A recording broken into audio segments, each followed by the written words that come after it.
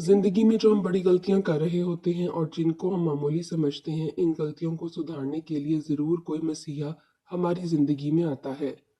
आज की कहानी ये सच बीती है। एक लड़की की माँ और इनकी सहेली की सहेली ने सिखाया माँ को ऐसा सबक कि जिंदगी भर वो याद रखेंगी। आइए आपको सुनाते हैं ये दिलचस्प लेकिन सबक आमूज कहानी कि हम सब की इस्लाह हो जाए। बढ़ते हैं अपनी वीडियो की तरफ। पहले हमारे चैनल को सब्सक्राइब कर दें, साथ ही इसके बेल को जरूर दबाएं। किचन से उठती हुई खाने की मजेदार खुशबू से मैंने अंदाजा लगा लिया आज कोई मेहमान हमारे घर आ रहा है। वरना अम्मी और किचन में ये कैसे हो सकता है। वो तो हर वक्त टीवी देखती रहती थी। उन्होंने कभी अब्बू को नाश्ता नहीं दिया क्योंकि वो रात गए तक ड्रामे देखती और सुबह देर तक सोकर उठती। और जब से बुआ ने किचन संभाला था, अम्मी तो किचन में जाती ही नहीं थी। तो फिर ये कौन मेहरबान हस्ती है जिनकी वजह से मेरी माँ आज किचन में खाना बना रही है। मैंने अम्मी से पूछ ही लिया, अम्मी कि आज कोई मेहमान आ रहा है। अम्मी ने कहा कि बहुत खास मेहमान। या अल्लाह, पाँव तक लरस गए। अभी तो मैं 18 की भी नहीं हुई और अम्मी को मेरी शादी की फिक्र सताने लगी।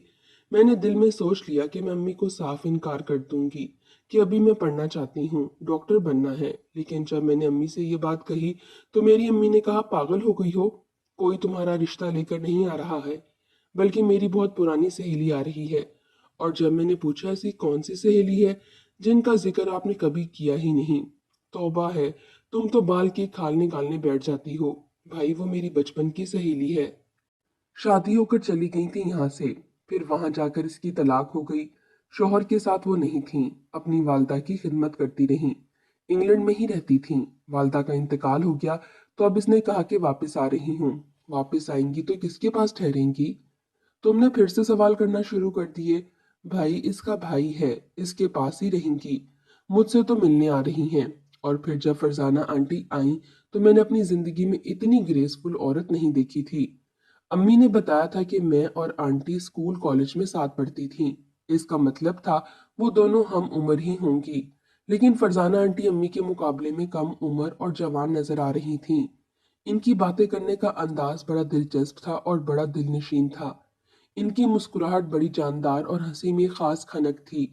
मैं तो पहली नजर में इनकी गर्विदा हो गई। मुझसे आज तक किसी औरत ने इतनी मोहब्बत और अपनायत से बात नहीं की थी। यहाँ तक कि अम्मी ने भी नहीं। वो शाम तक हमारे घर पर रहीं। हम भी चाहती थी कि वो अब्बू से मिल लें। हमारे अब्बू जो हर वक्त काम में मसरूफ रहते थे, कभी उन्होंने अम्मी से सीधे मुंह बात नहीं की थी। हर वक्त काम काम इनके जहन में रहता था। कभी वो लंच में हमारे साथ नहीं बैठे। जैसे ही आते अपने कमरे में चले जाते। हमने भी अब्बू को कभी हंसकर बात करते हुए नहीं देखा था। और जब वो आए तो उन्होंने फरजाना आंटी को देखकर कमरे में जाने की बजाय वहीं पर डेरा जमा लिया। और मुझे हैरानगी हुई इस बात पर कि अब्बू इनकी कंपनी को एंजॉय कर रहे थे। और जिंदगी में मैंने पहली बार ये मंजर देखा था कि अब्बू ने हंसकर हमारे घर में किसी से बात की हो।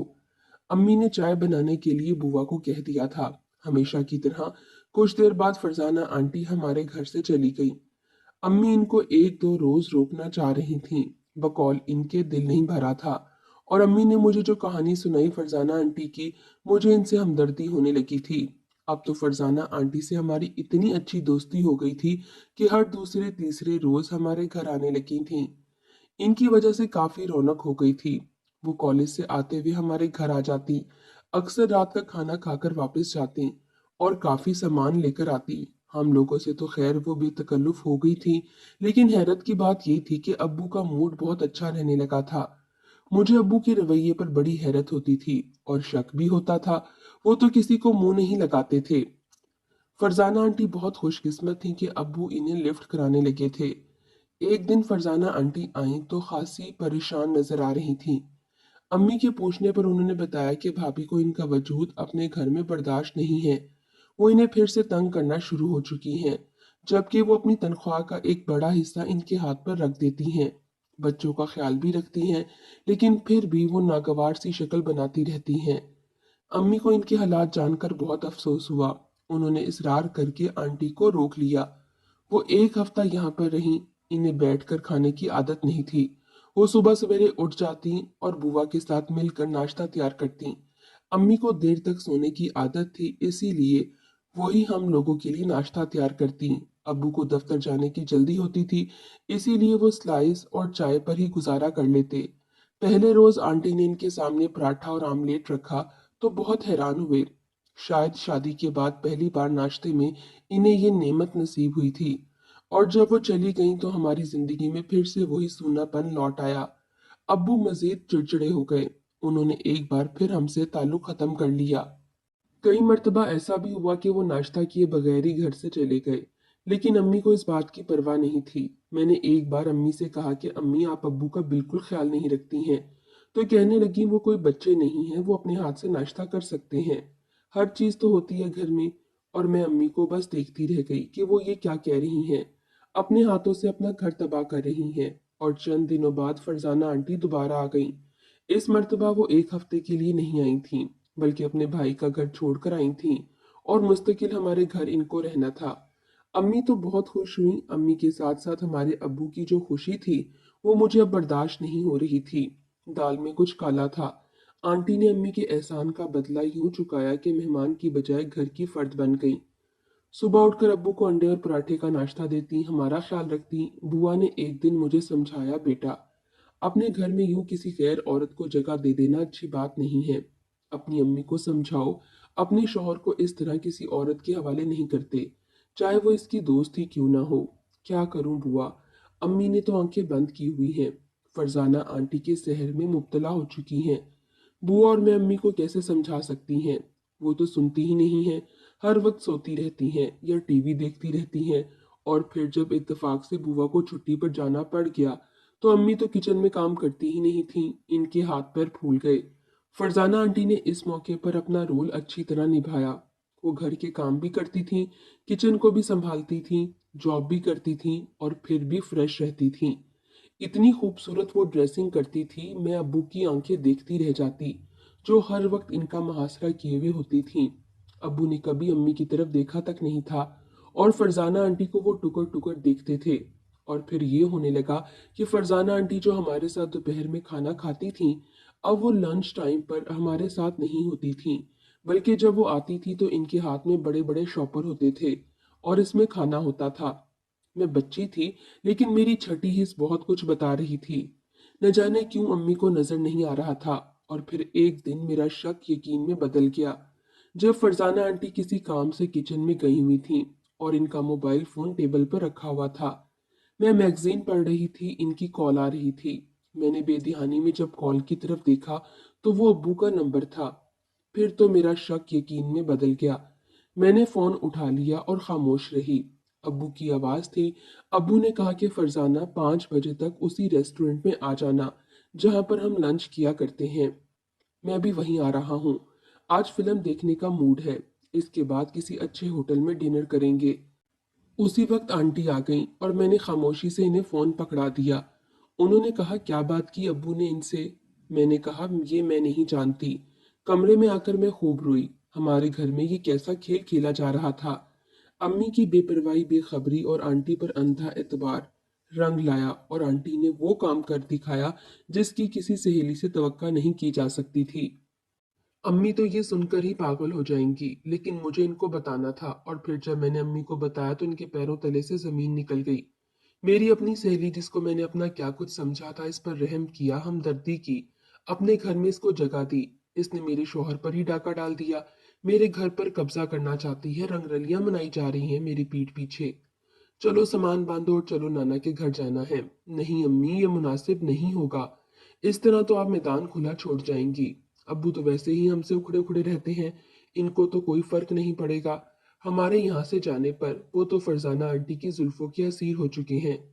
फिर क्या किया जाए। अम्मी, हमें ऐसी तरकीब करनी है कि सांप भी मर जाए और लाठी भी नहीं टूटे। आपको अपने मामूलात चेंज करने होंगे। आप सुबह जल्दी उठें, अब्बू को नाश्ता बना कर दें, घर का ख्याल रखें, जैसे एक औरत अपने घर का ख्याल रखती है। अबाबील की तरह लापरवाही और काहली छोड़ दीजिए। अम्मी मुझे गुस्से से देखने लगी, लेकिन उस वक्त वो उलझी हुई थी, इसलिए मेरी बात इनको बुरी नहीं लगी। और फिर वाकई अम्मी ने पूरा किचन भी संभाल लिया, घर भी संभाल लिया।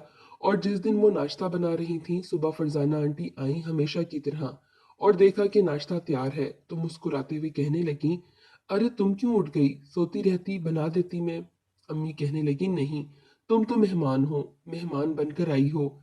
और फिर ये तो बताओ मुझे, कब जा रही हो? क्या कोई घर का इंतजाम हुआ?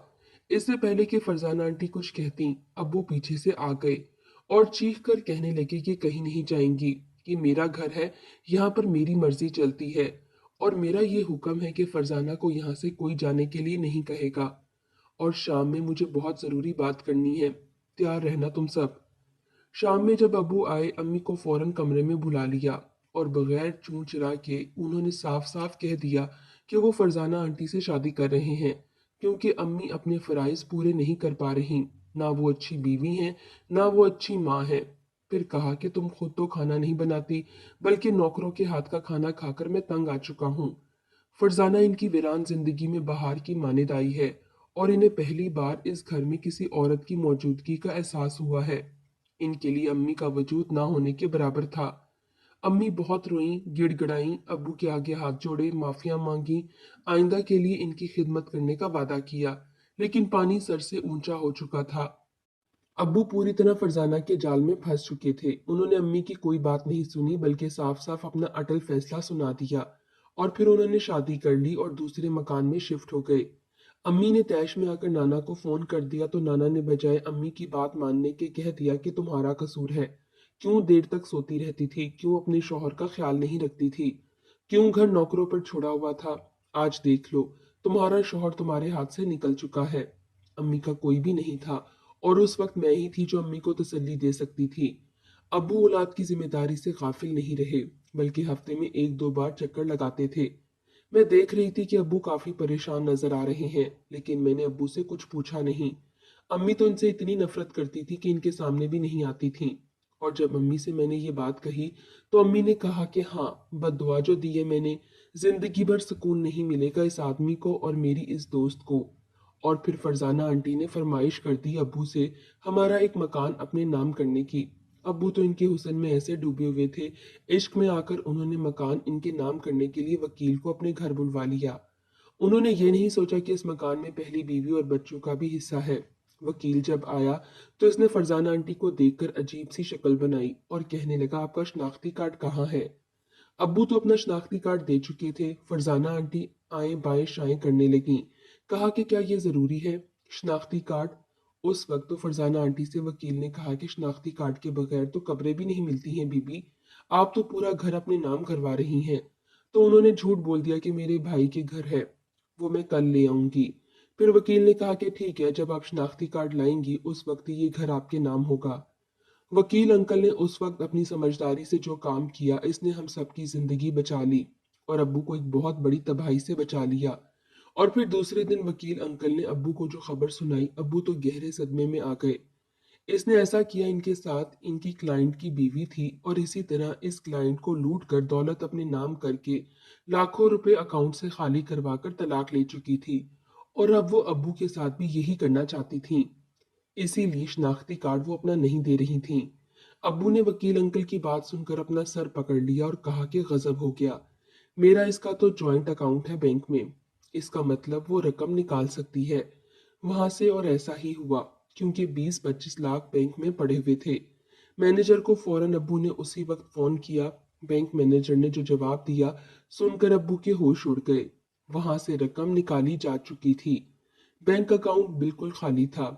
फरजाना 2 दिनों का कहकर गई थी, लेकिन वो कभी नहीं लौटी। सिर्फ खत आया अब्बू के नाम, अहमद साहब, मुझे अफसोस है मेरा मंसूबा अधूरा रह गया। घर अपने नाम करवाना चाहती थी, लेकिन आपके वकील ने ऐन वक्त पर मुझे पकड़ लिया तो मुझे घर से जाना पड़ा। ताहम आपके अकाउंट से निकाली हुई रकम काफी दिनों तक मेरे काम आएगी और आपका मैं इसके लिए तहे दिल से शुक्रिया अदा करती हूँ। इस कागज पर मेरे भाई का एड्रेस है, तलाकनामा इसी पते पर भेज दे, मुझे ढूंढने की कोशिश ना की जाए। और चूंकि ज्वाइंट अकाउंट होने की वजह से रकम निकालने की हकदार मैं भी थी, इसीलिए आप मेरे खिलाफ कोई कार्रवाई नहीं कर सकते। मेरी वजह से मेरी अजीजो जान सहेली को जो अजियत बर्दाश्त करनी पड़ी है, इसके लिए माजरत ख्वाह हूँ। मेरी दुआ है वो अपने घर में खुश रहे और आबाद रहे। अब्बू के पास अब दुख और परेशानी के सिवा कुछ नहीं बचा था। वो शर्मिंदा शर्मिंदा से हमारे घर आए, माफी तलाफी करके हम सबको अपने साथ ले गए। फरजाना आंटी ने इन्हें और अम्मी को ठीक ठाक सबक सिखाया था। अब्बू के रवैये में हैरत अंगेज तब्दीली आ चुकी है और वो घर आने के बाद सारा वक्त हम लोगों के साथ गुजारते हैं।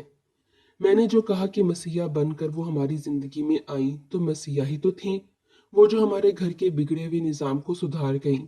कुछ रकम ही तो लेकर गई हैं, मगर अम्मी की भी जो बुरी आदतें थीं वो अब ठीक करके वो जा चुकी थीं। अम्मी समझ चुकी थीं कि इन्हें अपना घर कैसे चलाना है और अब्बू को कैसे संभालना है।